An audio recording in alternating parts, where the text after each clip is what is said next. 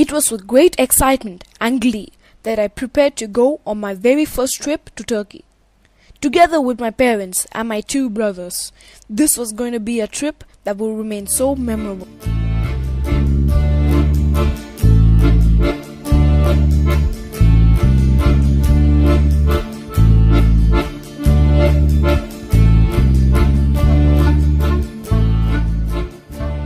Turkey is a large country bordering 8 other countries.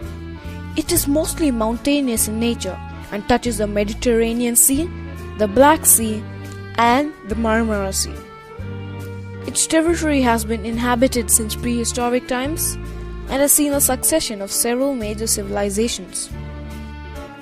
Turkey has so much to offer visitors, from breathtaking natural beauties to unique historical and archaeological sites. Due to Turkey's diverse geography, I experienced 4 different climates in a single day. The rectangular-shaped country is surrounded on 3 sides by shores that are laced with beaches, bays, coves, ports, islands, and peninsulas. The summers are long, lasting up to 8 months in some areas. Turkey is also blessed with majestic mountains and valleys, lakes, rivers, waterfalls, and grottos. The country's official language is Turkish, which is spoken by approximately 85% of the population as their mother tongue. The vast majority of the population is Muslim. The flag of Turkey is red in color, with a white crescent moon and a star in its center. The flag is called Ay Yıldız or Al Bayrak. The Turkish flag is referred to as Al Sancak in the Turkish national anthem. Istanbul is the largest city in Turkey. With a population of 13.5 million, the city forms one of the largest urban agglomerations in Europe. It is also among the largest cities in the world by population within city limits. There were many tourist sites that I visited in Istanbul. The Topkapi Palace is an extraordinary complex of buildings that extends over one of Istanbul's 7 hills in a splendid position. The Sofia Church, also called the Church of Divine Wisdom, is a masterpiece of grandeur and proportion. Coveted by the Islamic East and Christian West, Sofia Church is one of mankind's greatest treasures. The Blue Mosque owes its name to the exquisite tiles adorning its interior.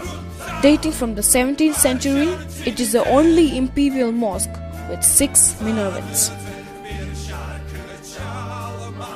The Spice Market, also known as the Egyptian Bazaar, is an exotic food market selling spices, dried fruits, caviar, and Turkish delight, which I think was the best. During the Bosphorus cruise, I passed through the straight divides of Europe and Asia, where I admired Ottoman palaces, fortresses, ancient wooden houses, and modern residences. The Grand Bazaar was the commercial heart of the old city. Its 4,000 shops are full of treasures, including carpets and kilims, silks, jewelry, ceramics, icons, leather goods, and clothing. Cappadocia is a historical region in central Anatolia. The name was traditionally used in Christian sources throughout history and is still widely used as an international tourism concept to define a region of exceptional natural wonders. The Pasabagi is a monk's valley where I found the most interesting mushroom-shaped pinnacles. The open-air museum has the remains of rock-cut churches and Christian settlements which date back to hundreds of years.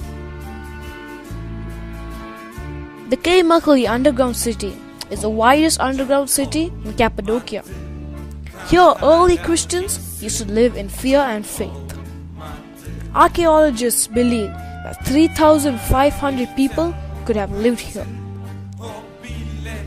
In the Pigeon Valley, pigeons contributed to the lives of locals with their manure to fertilize the vineyards. We really enjoyed feeding the pigeons and watching them fly in groups. Mount Erciyes is a massive stratovolcano located 25 kilometers to the south of Kayseri in Turkey. Erciyes is the highest mountain in central Anatolia, with its summit reaching 3,916 meters. It is considered to be the highest peak of the Anti-Taurus mountain range and belongs to the Alpine belt in Eurasia. The volcano is heavily eroded but may have erupted as recently as 253 BC. There are winter sports facilities on the mountain, usually accessed from nearby Kayseri. Of course, our trip to Mount Erciyes was the highlight of our trip because it was my first encounter with snow.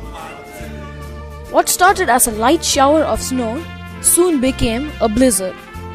In spite of that, we took time to put on our snowshoes and waddle out into the ankle-deep snow, throwing snowballs at each other and making our very own snowman. My return to Istanbul was delayed since the airports were all closed due to snowfall.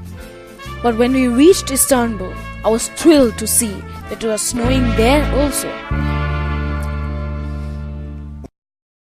All good things come to an end sometime, and so did my trip to Turkey. We watched the Qatar Airways flight roll into the airport to bring us back to the land of reality. As the flight slowly taxied towards takeoff, I watched the snow-covered runway sides, and as the flight lifted off, saw the rooftops in white, all covered with snow. As I lay back on the seat and turned on the video screen, I resolved that one day I will return to Turkey and enjoy it all over again.